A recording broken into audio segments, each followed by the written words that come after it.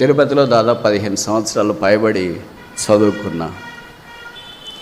MSc చేస్తున్న దినాల్లో నేనున్న యూనివర్సిటీ నుండి మందిరానికి నా వలే నడిస్తే 20 నిమిషాలు, మీ వలే నడిస్తే 15 నిమిషాలు నడిచిపోవాలి. ఆ దినాల్లో ప్రయాణ సౌకర్యం, డబ్బులు అన్నీ చాలా కష్టమే. నాకు గుర్తుండి ఎంఎస్సీ చేసిన 2 సంవత్సరాల్లో ఏ రోజు మీటింగ్కి ఆలస్యంగా వెళ్ళినట్లు గుర్తులేదు, ఏ రోజు మందిరంలో మీటింగ్ మానేసినట్లు కూడా గుర్తులేదు. ఆదివారం ఉదయం వెళితే సాయంకాలం రాత్రి కూడికి దాకా. సోమవారం పరీక్ష ఉంటుంది, అయినా ఆదివారం రాత్రి కూడికి కూడా పరీక్షలే ఇదే. అలాగని మీరు మందిరము ఎగురుగొట్టి పరీక్షలు చదవండి అని చెప్పను, పరీక్షలు ఎగురుగొట్టి మందిరంకి వచ్చేయండి అని కూడా నేను చెప్పను. 2 బ్యాలెన్స్డ్ చేసుకోవాలా. పరీక్షలు అని అంటే ఏంటి? నేను అలాగ ఒకసారి ఎంఎస్సి ఫస్ట్, అప్పుడు మాకు సెమిస్టర్ లేవు, ఫస్ట్ ఇయర్ ఉండేది. మందిరానికి వెళ్ళి రాత్రి కూడికి వెళ్ళాను. నేను వెళ్ళానంటే మీరు ఏమనుకుంటారు, స్పీకర్కి వెళ్ళాడేమో ఈయన అని అనుకుంటారు. కాదు, అప్పుడే నేను స్పీకర్ కాదు, ఒక విద్యార్థిగా నేను వెళ్ళాను. తర్వాత మీటింగ్ అంతా అయిపోయిన తర్వాత చేపలు చుట్టేవాళ్ళము, ఆ తర్వాత అన్నీ సర్దేసి వచ్చేవాళ్ళం. ఒకరోజు అలాగ మీటింగ్కి వెళ్ళిన తర్వాత ఆదివారం, సోమవారం నుండి యూనివర్సిటీ పరీక్షలు. అప్పుడు ఒకేసారి పరీక్షలు ఉంటాయి ఎంఎస్సిలో. ఒక సంవత్సరము కొరకు ఒకేసారి పరీక్షలు ఉంటాయి.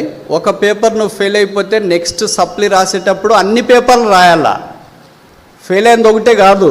ఇప్పుడు మీరు ఎంత ధనిలో తెలిసినా సెమిస్టర్లు ఉన్నాయి, ఇన్ని బ్యాక్లాగులు పెట్టుకొని ఉండారో. ఒకటి ఫెయిల్ అయిపోతే అదొక్కటే మళ్ళీ నెక్స్ట్ రాసేయచ్చు. 4 ఏళ్ళు అవి బీటెక్ అయిపోయేలాగా ఎప్పుడో ఒకసారి ఇది కంప్లీట్ అయిపోతుంది. ఎందుకంటే 4th ఇయర్కి వెళ్ళింటావు కదా, ఇంకా ఫస్ట్ ఇయర్ది ఏముంది, తేలికైపోద్ది. మా దినాల్లో అలా కాదు, ఒక్కటి ఫెయిల్ అయితే అన్నీ రాయాలా, ప్రాక్టికల్స్తో సహా. ఫెయిల్ అయింది ఒకటే కాదు, ఫెయిల్ అయింది ఒకటి అయితే మేము ఎన్ని రాసింటాము. కనుక ఆ రోజు ఒక అంకుల్ అడిగాడు, బ్రదర్ మీకు రేపు పరీక్షలు ఉంది కదా అని. అవును అంకుల్ పరీక్ష ఉంది అని. అంటే ఆయన ఉద్దేశం ఏంటంటే, పరీక్ష ఉంది చదువుకోవచ్చు కదా, రాత్రి కూడికి ఎందుకు వచ్చినావు ఆదివారము, అక్కడే ఉండి చదువుకుంటే రేపు బాగా రాస్తావు కదా అని. మంచి ఉద్దేశమే అది కూడా. కానీ నేను ఎప్పుడు నమ్మేది ఏంటంటే, 1 సమయంలో 2:30 నన్ను గణపరచువారు నేను గణపరుస్తా. ప్రభు గణపరుస్తాడు. అదే సమయంలో చదువు మానుకోము.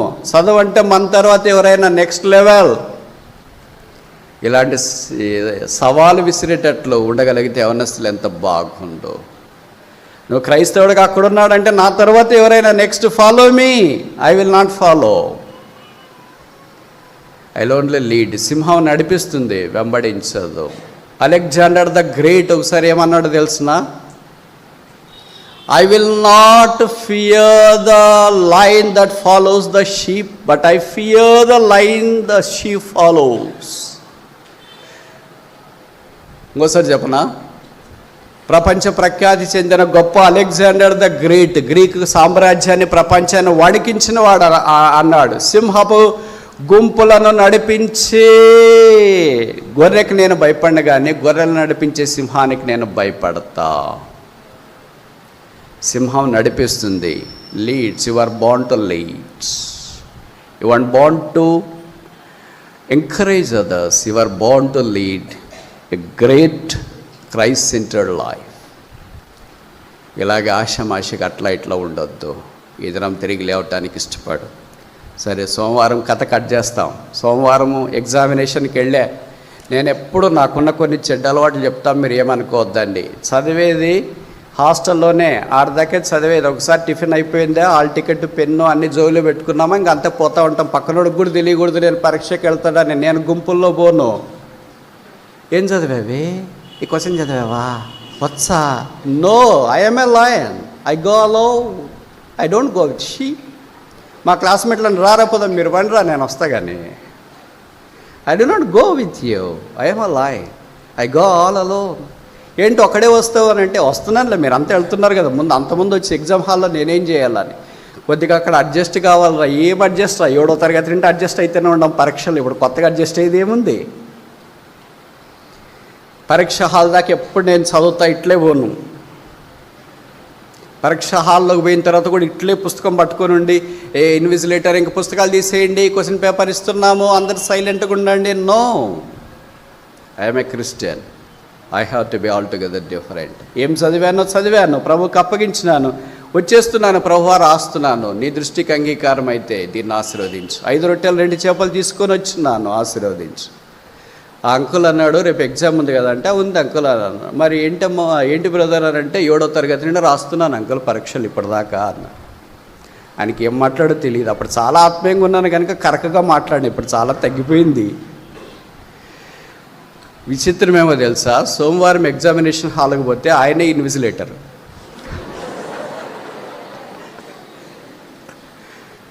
కానీ ఆయన చాలా మంచివాడు, ఇప్పటికి కూడా ఉన్నాడు, మీకు తెలుసు చాలామందికి. ఆయన క్వశ్చన్ పేపర్ ఇచ్చినాడు. సరే నేను ప్రార్థన చేసుకుని రాయడం ఆరంభించిన మధ్యలో ఎప్పుడు ఆయన డిస్టర్బ్ చేయడు, చాలా మంచివాడు కదా. ఆయనకి ఎక్కడ కూర్చున్నాడు, అంతా రాసి 3 గంటలు అయిపోయిన తర్వాత ఆయనకి ఇచ్చి వెళ్తా ఉంటే, ఏం బ్రదర్ బాగా రాసినారంటే, పర్లేదు అంకుల్ అలా. విచిత్రమేమో తెలుసా, సాయంకాలం సువార్త ఉంటుంది. ఆయన సువార్తకు వచ్చాడు, నేను కూడా సువార్తకు పోయినా. మళ్ళీ రేపు ఎగ్జామ్ ఉంది కదా బ్రదర్ అన్నారు. ఉంది అంకుల్, 7వ తరగతి నుండి రాస్తూనే ఉన్నాను. రాస్తూనే ఉన్న పరీక్షలు ఏది కొత్త ఎగ్జామ్ ఏంటి? ఎగ్జామ్ మనకు భయపడాలి కానీ మనం ఎగ్జామ్ భయపడిపోతే, ఎగ్జామ్ ముందు పుట్టిందా నువ్వు ముందు పుట్టావా? చెప్పరేంటి? అబద్ధాలు చెప్పొద్దు. మంగళవారం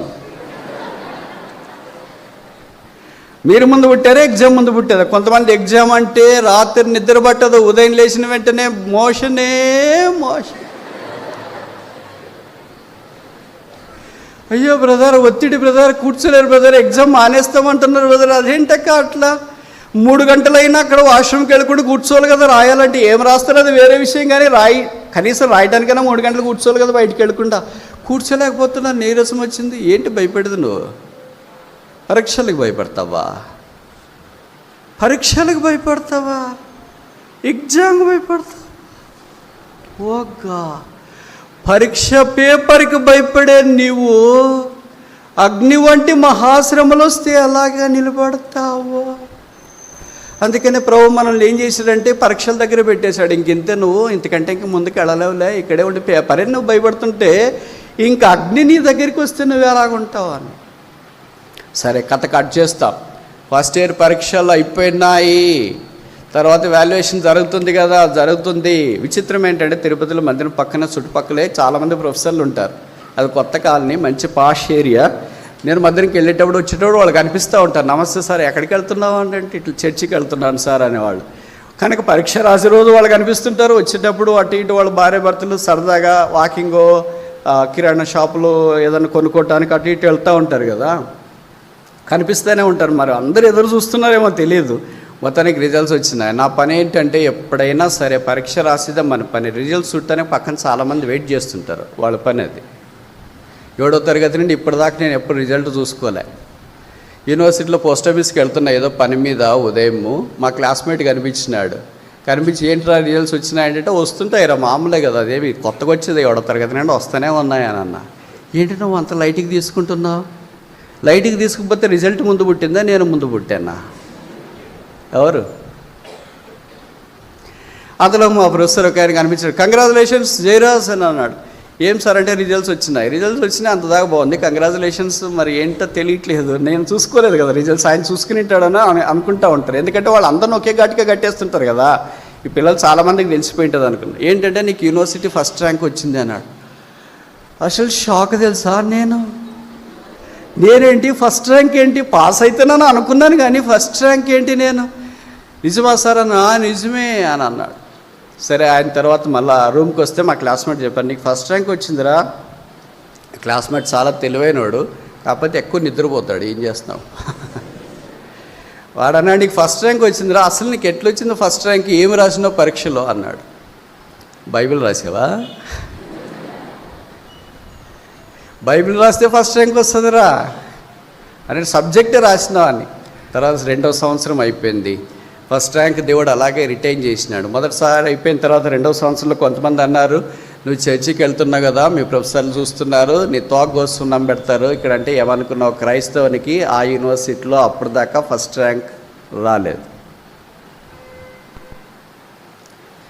రావడం కష్టం. మీకు తెలుసు కదా ఊరు సంగతి, తెలుసా తెలియదా? తెలుసు, వెరీ గుడ్. అప్పుడు భారతదేశపు ఉపరాష్ట్రపతి ఉండేవాడు కృష్ణకాంత్. ఆంధ్రప్రదేశ్ సమైక్యంగా ఉండేది, గవర్నర్గా ఉన్నాడు. ఆసియాలో రెండవ అతిపెద్ద స్టేడియం అక్కడ ఉంది. అక్కడికి వచ్చి బహుమతి ప్రదానం చేస్తారు. గోల్డ్ మెడల్ వచ్చిన వాళ్ళకి కాన్వకేషన్ గౌన్లు అన్నీ వేసుకుంటారు, చూసింటారు కొంతమంది. మీరు గ్రాడ్యుయేషన్ డే అంటారు, దానికి ఇక్కడి నుండి అమెరికాకి పోతారు తల్లిదండ్రుల వాళ్ళు వీళ్ళంతా. సరే, ఆయన వచ్చి బహుమానం ఇస్తుంటే అలాగే నేను తీసుకున్న వెళ్ళాను, క్యాషువల్గా వెళ్ళా, ఎలాగ వెళ్తాను రోజు అలాగే వెళ్ళాను. అయిపోయిన తర్వాత నెక్స్ట్ డే మందిరంకి వెళ్ళాం కదా, ప్రార్థన ఉంటే. మనకు పరీక్ష ఉన్నా మందిరం మానేయము, ఇది చెప్పాల్సిన పాయింట్ ఇది. కనుక ఎక్కడ తిరిగేసి వచ్చినా భూమి గుండ్రంగా ఉందని ఇక్కడికే వస్తాం. పరీక్ష ఉన్న మందిరం మానేయము, రిజల్ట్స్ వచ్చిన మందిరం మానేయము. కాన్వకేషన్ అంటే గ్రాడ్యుయేషన్ డే సర్టిఫికేట్ ఇచ్చినాడు, గవర్నర్ వచ్చినాడు కదా, ఏం వెళ్తామని మందిరం మానేయము. అలాగే వెళ్ళిన రోజు మందిరంకి వెళ్ళినప్పుడు కనిపిస్తే ఆ అంకుల్ అన్నాడు, ఫస్ట్ ర్యాంక్ వచ్చినందుకు మీకు కంగ్రాచులేషన్స్ అన్నాను. Thank you so much uncle అన్న. నెక్స్ట్ ఉదయం ఆయన ఫోన్ చేసి, పేపర్లో నీ ఫోటో వచ్చింది కదా. అంటే ఫస్ట్ ర్యాంకర్స్ గవర్నర్ ఇచ్చే బహుమానాలన్నీ పేపర్లో ఫోటో వేస్తారు. అలాగొచ్చింది అన్నాడు. నేను ఆయన్ని కట్ చేసుకుని పోయి దాన్ని చూపించిన, చూడండి అంకుల్ ఫోటో వచ్చింది, మీరే చెప్పారు, థ్యాంక్ యూ వెరీ మచ్ అని. ఇప్పుడు మందికి రమ్మంటారా, ఇక్కడ కొట్టమంటారా? దేవుడికి ఇచ్చే సమయము దేవుడు నష్టపరచడు. నీ స్నేహితులకి ఇచ్చేది నష్టపరచవచ్చు, నీ ఇరుగు పొరుగు వారికి నువ్వు స్పెండ్ చేసే సమయం నష్టపరచవచ్చు.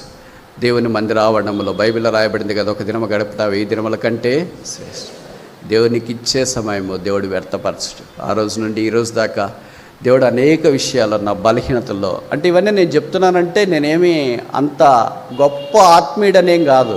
నా పొరపాట్లు నాకున్నాయి, నా ఓటమి నాకుంది, నా కృంగదల నాకుంది, నా అవమానం నాకుంది, నా కన్నీరు నాకుంది, నా బాధ నాకుంది, నా ఇబ్బందులు నాకున్నాయి, నాకు కలిగినన్ని పోరాటాలన్నీ నాకున్నాయి. నా కన్నీళ్ళే అన్నపానములైన దినాలు ఉన్నాయి, పస్తుతో ఉన్న దినాలు ఉన్నాయి, బాధతో ఉన్న దినాలు ఉన్నాయి. ఇవన్నీ దాచిపెట్టి యేసు ప్రభు చేసిన ఆ గొప్ప శిలువ కార్యాన్ని మాత్రమే నేను మీకు ప్రకటన చేస్తూ ఉన్నాను. కనుక దేవుని జనమా, దేవుని మందిరాన్ని విడిచిపెట్టదు. పరిస్థితులు ఏమైనా సరే దేవుడు నిన్ను విడిచిపెట్టాడు. ఆయన ఇంటిని నువ్వు కడితే ఆయన నీ ఇంటిని కడతాడు. If you build his house, you will build your house.